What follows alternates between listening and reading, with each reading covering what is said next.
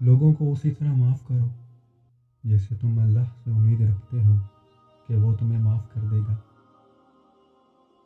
کبھی کبھی خود سے بھی معافی مانگنے کو جی چاہتا ہے، کیونکہ انجانے میں انسان اپنی ذات کے ساتھ بہت سی ناانصافیاں کر جاتا ہے۔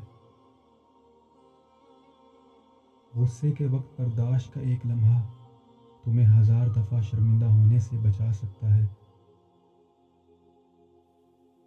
اس سے ضرور معافی مانگو جسے تم چاہتے ہو، اسے مت چھوڑو جو تمہیں چاہتا ہے، اور اس سے کچھ نہ چھپاؤ جو تم پہ اعتبار کرتا ہے۔